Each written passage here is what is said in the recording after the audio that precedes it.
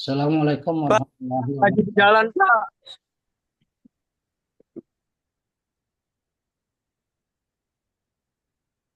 Bismillah, alhamdulillah, wassalatu wassalamu ala rasulillah, amma ba'du, qala rabbi shrah sadri, wa yassir li amri, wa hlul uqdatam min lisani yafqahu qawli, Allahumma ftah lana hikmataka, wa ansur alaina min huzaini rahmatika ya arhamar rahimin, rabbi zidna ilma, warzuqna fahma. Adik-adik sekalian, pada pertemuan kali ini kita membahas tentang manusia.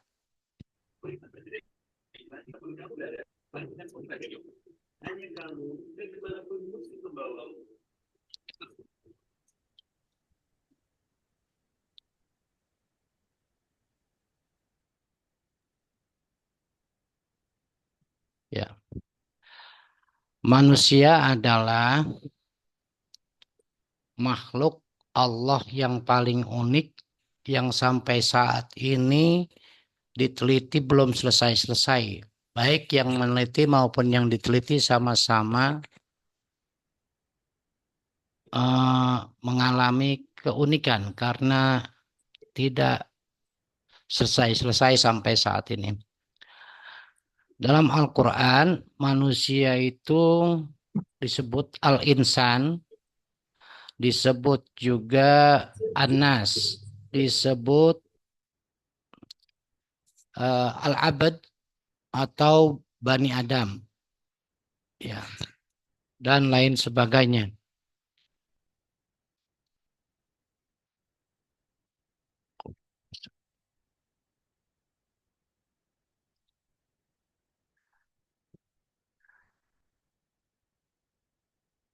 Di dalam Al-Quran, Allah Subhanahu wa Ta'ala menjelaskan tentang siapa itu manusia. Jadi, manusia itu terdiri dari unsur jasmani dan unsur rohani. Unsur jasmani yaitu terdiri dari tulang, ya, dari daging dan kulit, darah, dan kesemuanya itu berasal dari saripati tanah. Tanah berasal dari air, air berasal dari angin, angin berasal dari api. Jadi itu manusia yang sebenarnya. Kemudian tanah itu menjadi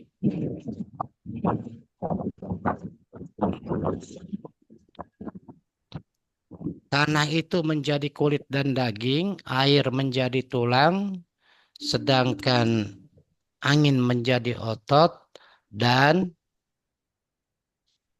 api menjadi darah. Gitu. Kemudian unsur, tadi dari unsur-unsur jenis materinya ya. Dan api yang tadi tanah berasal dari air, air berasal dari angin, angin berasal dari api berasal dari Nur Muhammad. Nur Muhammad bukannya Nabi Muhammad ya. Itu Nur Allah yang terpuji. Nur Muhammad dari nurnya Allah, Nur Allah dari Allah itu sendiri. Itu jasad kita. Terus kemudian ruh kita itu berasal dari Nur Muhammad. Nur Muhammad berasal dari nurnya Allah berasal dari Allah sendiri. Jadi badan kita dan ruh kita itu berasal dari yang satu, Allah. yaitu Nur Muhammad, Nur Allah, dan Allah itu sendiri. Jadi bahasanya jasad kita berasal dari nurnya Allah, terus ruh kita juga berasal dari nurnya Allah. Nah, selanjutnya dari sekalian, makanya di sini kita perlu jaga jasad kita dengan sebaik-baiknya. Jangan sampai dikotori karena jasad kita ini ternyata dimuliakan oleh Allah Subhanahu wa taala karena berasal dari nurnya juga. Dijaga kesehatannya, dijaga kebersihannya, dijaga jangan sampai terkontaminasi dengan hal-hal yang tidak disukai oleh Allah. Demikian pula ruh kita. Ruh kita itu jangan sampai terkontaminasi ya oleh hawa nafsu. Karena jasad kita dan ruh kita berasal dari nurun ala nur. Cahaya di atas cahaya. Ruh kita dari cahaya. Jasad kita juga berasal dari cahaya. Nah, setelah ini proses kejadian manusia dulu ya. Setelah Allah menciptakan manusia dari sperma dan sel telur yang menjadi satu, kemudian menjadi darah, kemudian menjadi segumpal daging, dibungkus lagi kemudian juga menjadi tulang dan dibungkus lagi oleh daging, terus sampai sempurna, kurang lebih sampai usia 120 hari atau 4 bulan. Jadi setelah usia 4 bulan, manusia disempurnakan, ditiupkannya ruh ke dalam jasad. Nah, ruh di dalam jasad itu sebagai penyempurna penciptaan manusia oleh Allah Subhanahu wa taala. Makanya pada usia kandungan 4 bulan, bayi itu sudah mulai bergerak. Bergerak-gerak, kadang-kadang bapaknya dan ibunya itu ya, ibunya suka merasa seperti ada yang main bola karena bergerak itu karena sudah ada ruh dan jasad sehingga manusia itu sudah sempurna di usia 4 bulan itu tinggal nunggu 9 bulan 10 hari sampai sempurna benar gitu ya. Nah, setelah Allah menyatukan ruh dan jasad, di situ ada yang disebutnya jiwa. Ya, jiwa itu hasil dari penyatuan antara ruh dan jasad yang disebut dengan jiwa. Jiwa itu ini yang disebut dengan nafs, bukan hawa nafsu. Kalau yang suka yang perbuatan yang jelek itu hawa. Nafsu itu diri, berarti hawa di dalam diri gitu ya. Nafs itu jiwa kita sendiri. Ya, di dalam jiwa ini oleh Allah diberikan ujian. Sebagaimana firman-Nya di dalam surat Asy-Syam, ini tidak ada di sini ya. Di dalam surat Asy-Syam dijelaskan wa nafsi wa masawaha fa'alhamaha fujuraha wa taqwaha. Dan demi jiwa dan penyempurnaan kejadiannya kami ilhamkan di dalam jiwa itu sifat pujur dan sifat takwa. Sifat pujur itu sifat durhaka, suka pendosa. Dan juga sifat takwa. Kekuatannya seimbang. Kekuatan takwa 100%, kekuatan pujur atau dosa juga 100%. Makanya manusia pada saat itu diuji oleh Allah Subhanahu wa taala lebih besar mana kekuatan takwanya kah atau kekuatan dosanya. Kalau manusia itu lebih kuat kekuatan takwanya, maka jiwa takwanya semakin besar. Jiwa nafsunya yang jeleknya itu semakin kecil, gitu ya. Semakin kalah. Oleh karenanya harus dikendalikan, ya. Karena di dalam jiwa itu ada satu sifat Tuhan. Satu, yang kedua sifat malaikat. Yang ketiga sifat iblis. Yang keempat sifat setan.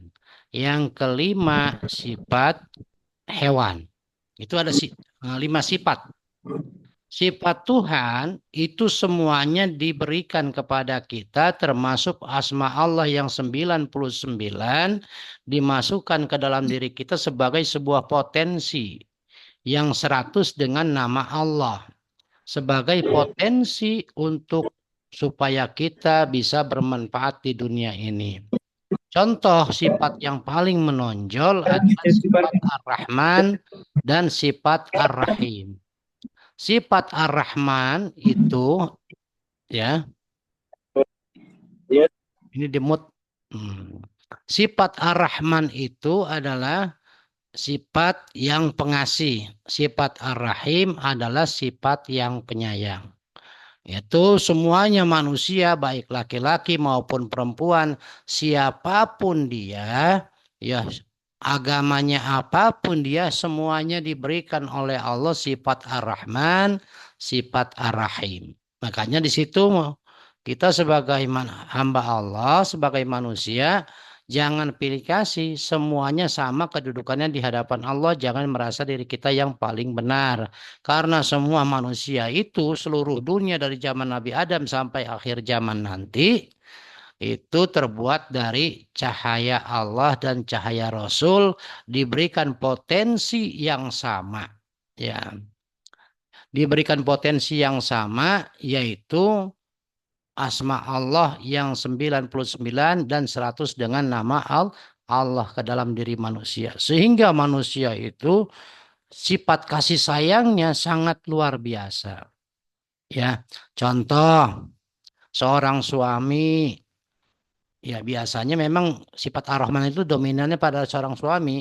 Pada saat seorang suami itu bekerja, setiap bulannya uangnya selalu diberikan kepada istrinya untuk dikelola agar mencukupi kebutuhan anak dan keluarganya.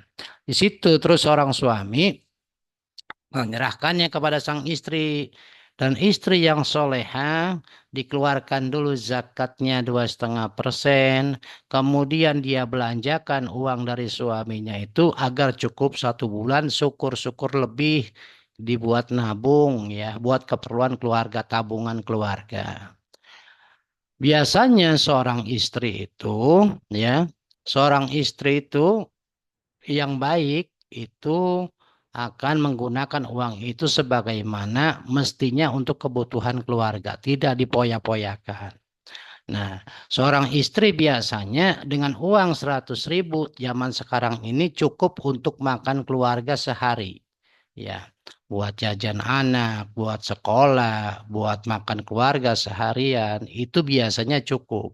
Tapi bagi seorang laki-laki, itu karena apa? Karena ada sifat kasih sayang. Tapi bagi seorang laki-laki, kadang-kadang uang 100.000 itu habis sendirian. Nah, itu artinya bahwa perempuan itu lebih sifat punya ar-rahim, laki-laki suka ngasih sifat ar-rahmannya kepada istri.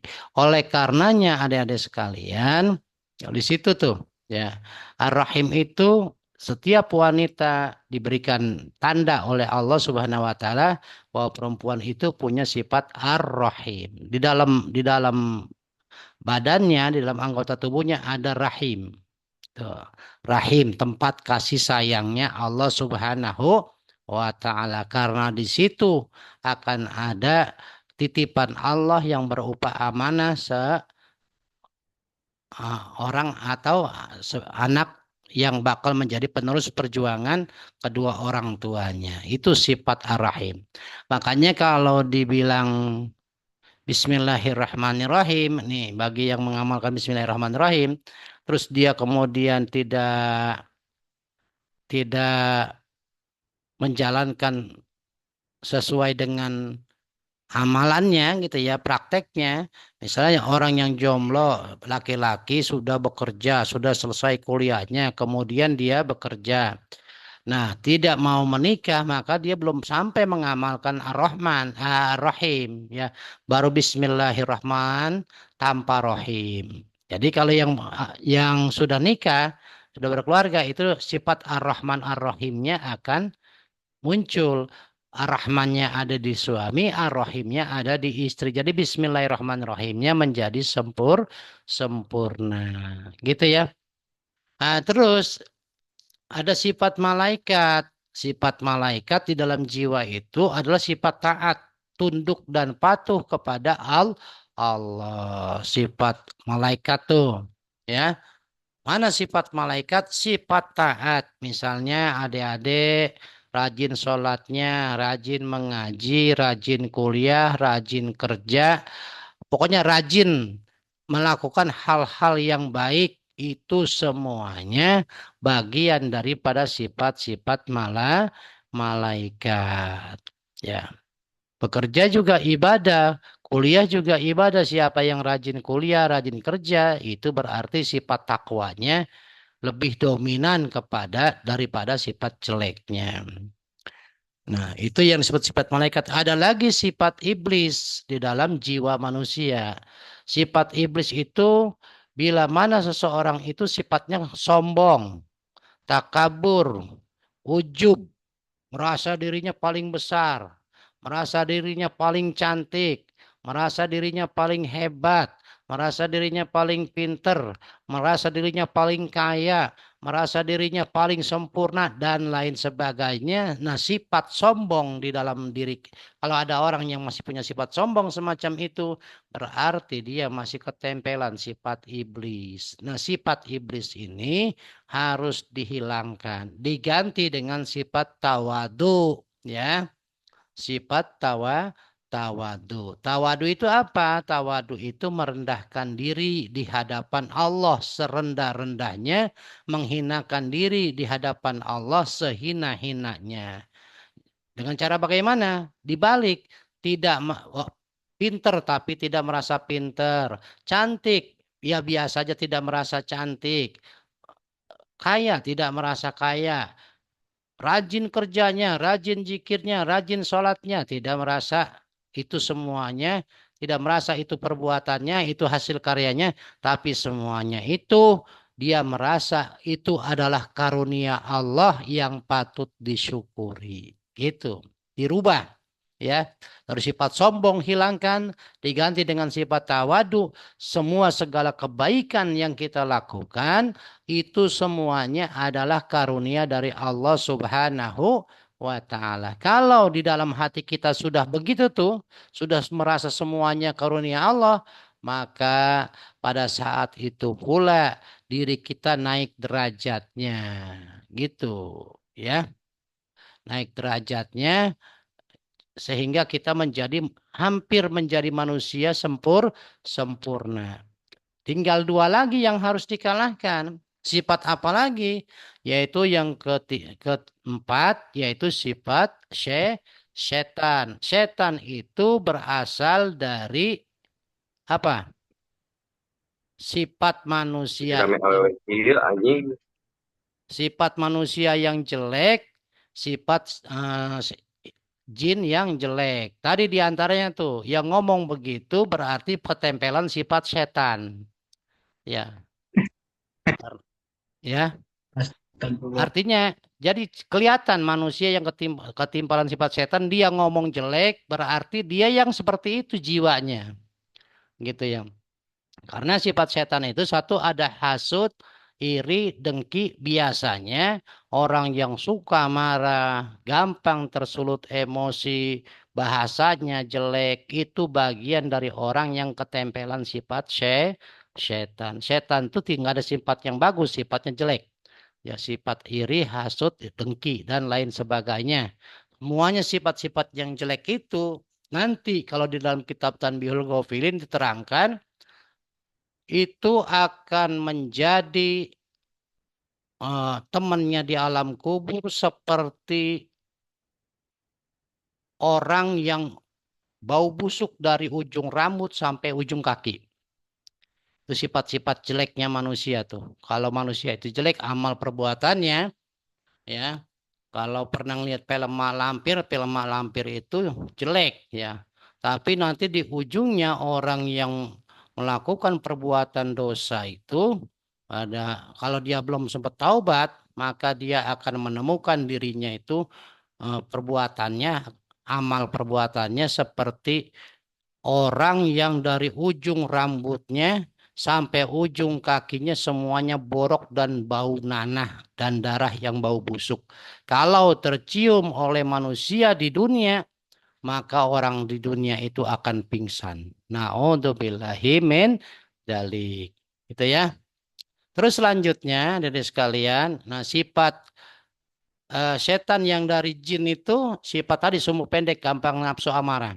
Sifat setan yang lainnya adalah suka membisikkan dengan bisikan-bisikan yang jelek. Ya, misalnya udah nggak usah ngerjain tugas rapi-rapih, yang penting dapat nilai. Itu bisikan setan yang jelek tuh. Baik dari manusia maupun dari bangsa jin. Kalau bangsa jin tersirat di hati pengen berbuat jelek, itu bisikan setan dari bangsa jin. Kalau misalnya di dalam, kalau ada teman kita, misalnya ada manusia, rupanya manusia, ya, rupanya manusia tapi berkata dengan patan yang jelek, dengan cara terus juga dengan apa namanya suka membisikkan jangan kerjain tugas, jangan rajin-rajin kuliah, jangan rajin-rajin kerja, misalnya membisikkan gitu. Ayo kita main saja, nggak usah, misalnya jangan belajar dulu, ayo kita main saja, umpamanya begitu. Nah, ada bisikan yang semacam itu, ada manusia yang bisikan masih itu, berarti dia masih ketempelan sifat setan. Bagaimana cara membersihkannya? Cara membersihkannya hilangkan sifat-sifat jelek di dalam diri kita. Diganti dengan sifat-sifat yang baik. Kalau kita malas belajar, harus diganti dengan rajin. Kalau kita malas bekerja, diganti dengan rajin bekerja. Kalau kita malas sholat, kita harus ganti rajin sholat dan lain sebagainya. Gitu ya. Yang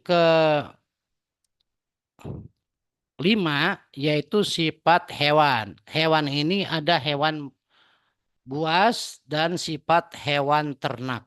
Sifat hewan buas yaitu yang rakus. Misalnya apa? Misalnya ya seperti orang yang suka korupsi, mengambil hak orang lain, gitu ya. Orang yang suka mencuri, mengambil hak orang lain, itu sifat-sifat hewan buas. Itu yang disebutnya sifat rakus. Nah, itu harus diganti dan harus dibuang, dikalahkan dengan sifat-sifat yang qanaah, yang menerima apa adanya, ya, yang dengan penuh rasa syukur kepada Allah Subhanahu wa taala. Apapun pemberian Allah itu harus disyukuri, diterima dengan legawo, dengan senang hati, dengan penuh rasa syukur.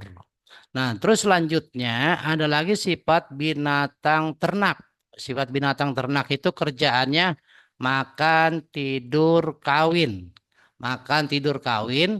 Jadi hewan ternak itu males ngapa-ngapain gitu ya. Kerjaannya makan, tidur, kawin. Kalau misalnya ada orang yang kerjaannya malas, ya punya malas belajar, malas bekerja, malas, ya pokoknya malas yang berbuat baik lah gitu. Maka dia kedudukannya sama dengan hewan. Ya. Coba perhatikan, ya hewan-hewan itu kalau yang diternak itu satu makan, maunya disediain, tidak mau cari rumput sendiri. Yang kedua, kerja setelah dia kenyang makan, dia tidur. Setelah dia tidurnya kenyang, dia kawin. Coba lihat ayam. Bangun pagi-pagi subuh udah 5 kali kawin gitu ya. Perhatikan hewan-hewan ternak. Nah, kalau manusia baru berputar semacam itu, maka ya, sifat-sifat malas seperti hewan ternak, maka jauhi. Karena itu merupakan penyakit. Nabi pernah berkata, bahkan berdoa, Allahumma inni a'udzubika minal ajazi wal kasali. Ya Allah, saya berlindung kepadamu daripada sifat lemah dan sifat pemalas. Gitu. Wa a'udzubika min adabil qabri wa min fitnatil masihid dajjal. Dan berlindung kepadamu daripada adab kubur dan dari fitnah dajjal. Gitu. Ya, itu ya sifat-sifat yang tadi dari hewan ternak. Bagaimana caranya kalau hewan ternak dikendalikan, ya, atau ditukar? Kalau malas jadi rajin. Kalau kita ingin makan, maka makanlah dari makanan-makanan yang halal hasil kerja kita, bukan dari hasil minta. Yang keselanjutnya, kalau kita ingin kawin, kita harus nikah dulu sesuai dengan syariat agama dan sesuai dengan sunnah Rasul. Itu ada sekalian tentang jiwa kita.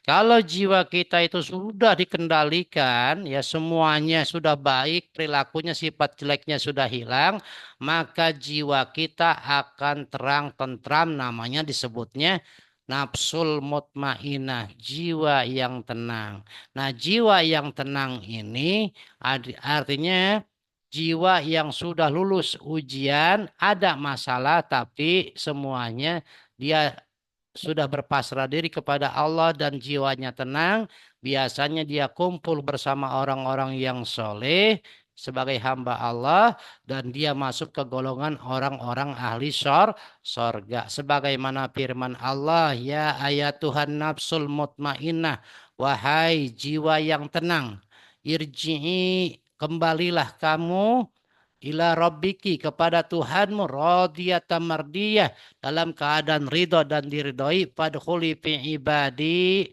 maka hendaklah kamu masuk masuk, masuk dalam golongan hambaku, wadkhuli jannati, dan masuklah kamu ke dalam syurgaku. Itu ciri-ciri orang yang hatinya sudah tenang, dia hidupnya di dunia akan sakinah, mawadah, warahmah, akan tentram, insya Allah di akhiratnya akan bahagia di dunia dan bahagia di akhirat. Adapun kolbun, kolbun itu di dalam diri kita, itu di wilayah jantung ya. Kolbun itu di dalam diri kita di wilayah jantung, disitulah tempat singgasananya Allah, tempat baitullah bahasanya gitu. Ya, kalau baitullah jasad adanya di Mekah, kalau baitnya di hati, yaitu adalah di kolbun itu. Baitnya di dalam diri adalah di kolbun itu, di sekitar jantung. Adapun fikir itu hasil daripada eh, pemikiran yang baik, maka dari akal biasanya dan ada keinginan-keinginan. Kemudian akal juga itu adalah makhluk Allah yang sangat taat. Kalau akal ini yang mendominasi diri kita, maka diri kita akan terarah sesuai dengan aturan dan ajaran Allah, sesuai Al-Quran dan Al-Hadis. Sedangkan kalau nafsu yang bergejolak yang lebih tinggi daripada akal kita, maka manusia itu akan rendah seperti hewan. Sebagaimana firman Allah, laqad khalaqnal insana fi ahsani taqwim. Sungguh telah aku ciptakan manusia dengan sebagus-bagusnya bentuk. Summa radadnahu asfala kesafilin. Kemudian kami kembalikan mereka manusia ke dalam derajat yang serendah-rendahnya. Siapa yang derajat yang serendah-rendahnya, yaitu hewan, dan bahkan lebih rendah daripada hewan, yaitu setan, sifat setan gitu. Demikian adik-adik sekalian penjelasan sekelumit tentang penciptaan manusia. Nah, ini secara historisnya ya. Ini waktunya tinggal 7 menit lagi. Aspek historis penciptaan manusia. Manusia disebut sebagai Bani Adam. Ini dalilnya ada di dalam Al-Quran ayat surat Al-A'raf ayat 31. Terus aspek biologisnya, manusia disebut sebagai panggilan bashar, mencerminkan sifat-sifat fisik kimiawi, kimia biologisnya. Surat Al-Mu'minun ayat 33. Terus ada lagi aspek kecerdasan manusia disebut insan, yakni makhluk yang terbaik dan diberi akal sehingga manusia menyerap ilmu pengetahuan. Nah, kalau disebut insan itu manusia sudah baik ya. Jadi kita nggak tahu nih karena di dalam sifat diri kita masing-masing tahu dirinya sendiri. Jadi di mana posisi kita? Apakah kita sudah menjadi manusia sempurna atau manusia masih bercampur dengan hawa nafsu? Yang tahu adalah diri kita sendiri. Aspek sosiologisnya manusia disebut dengan anas yang menunjukkan sifat berkelompok sesama jenis. Ya, makhluk sosial. Aspek posisinya abdun, hamba, sebagai hamba Allah yang harus tunduk dan patuh kepada Allah Subhanahu wa taala. Aspek historis penciptaan, Al-Quran tidak merinci secara kronologis penciptaan manusia. Nah, komponen biologisnya, manusia itu dari turab, tanah gemuk atau tanah debu gitu ya. Dari tin, tanah lempung, tinul lazib, tanah lempung yang pekat, salsalun, lempung yang dikatakan kalfakhar seperti tembikar. Salsalum min humaim masnon, min hamaim masnon, lempung dari lumpur yang dicetak ya dan diberi bentuk sulalati mintin, saripati lempung. Nah, air yang dianggap sebagai asal usul kehidupan manusia. Di dalam tubuh kita hampir 80%, 90% itu air. Ya. Makanya kita jadi hidup. Asal usul manusia dilihat dari sisi reproduksinya. Coba di mute itu yang situ, yang siapa itu? Ya, ya. Ya, weh. Mute dulu bang, mute dulu bang. Siapa Kenapa sih? emang? Coba di mute siapa yang masih itu tuh?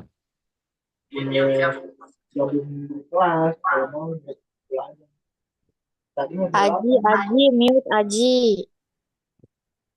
Siapa itu? Aji nih dari tadi nih mute Aji.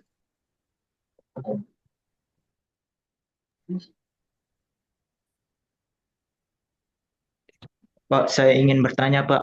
Ya silakan yang mau bertanya. Pak, begini, Pak.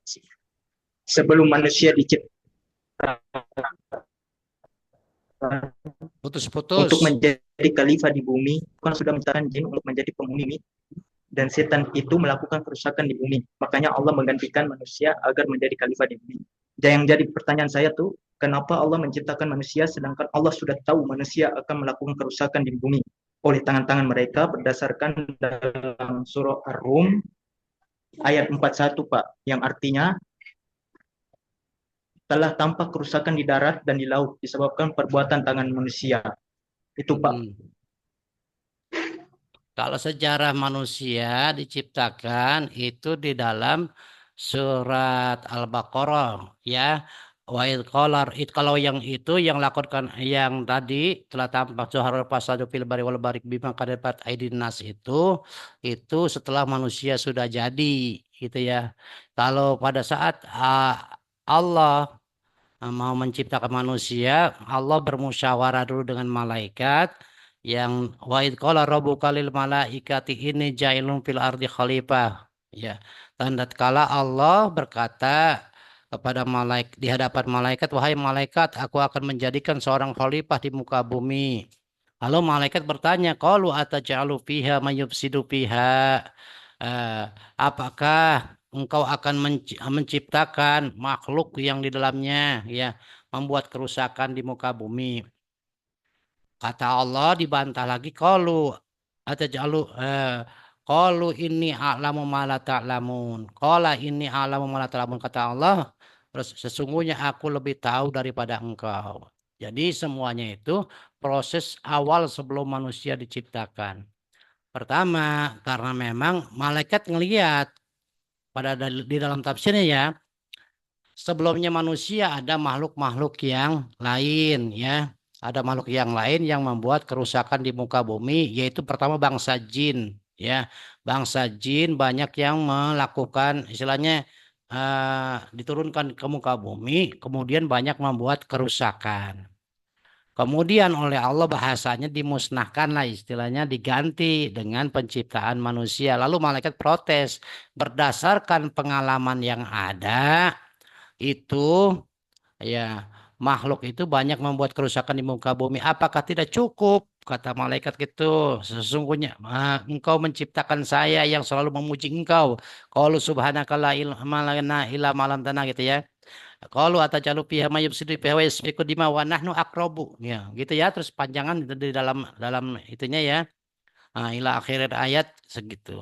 Terus kemudian kata Allah, ya aku lebih tahu daripada apa yang kau tahu. Tapi apa yang diprediksi oleh malaikat, manusia sering berbuat kerusakan itu benar. Banyak ya. Kalau manusia itu dikendalikan oleh hawa nafsu. Hawa nafsu itulah bagian daripada sifat-sifat jelek dalam diri manusia yang disebut dengan setan. Bukan setan tuh bukan cuma jin saja, jin yang jelek, tapi manusia yang perbuatannya jelek juga itu disebutnya setan gitu, lihat di dalam surat An-Nas gitu ya. Terus setelah itu dibuktikan juga bahwa perkataan Allah benar, manusia menjadi khalifah di muka bumi. Contohnya mana? Yaitu lahirnya Nabi Muhammad SAW dan para nabi yang lainnya yang membuat kemakmuran di muka bumi sebagai rahmatan lil alamin sehingga bumi ini makmur gitu. Ya apa yang dikatakan malaikat benar, apa yang dikatakan Allah juga sebagai penciptanya benar. Memang Allah mau membuat sandiwara biar dunia ini rame dan biar Allah tahu siapa manusia yang pilihan dan siapa manusia yang memang melanggar aturan Allah. Jadi yang perbuatannya baik maka dia akan dimasukkan ke surga, yang perbuatannya jelek akan dimasukkan ke dalam neraka. Itulah yang dimaksud dengan firman Allah surat Al-Baqarah. Ya tadi contohnya banyak manusia yang buat kerusakan di muka bumi, itu manusia-manusia yang perilakunya jelek, yang sama disebutnya sama sederajat dengan setan. Paham kali ya sampai sini? Ini siapa Pak? Paham, Pak. Ya, ya. Barangkali cukup ya. Ini waktunya sudah habis, tinggal 1 menit kurang. Saya tutup. Terima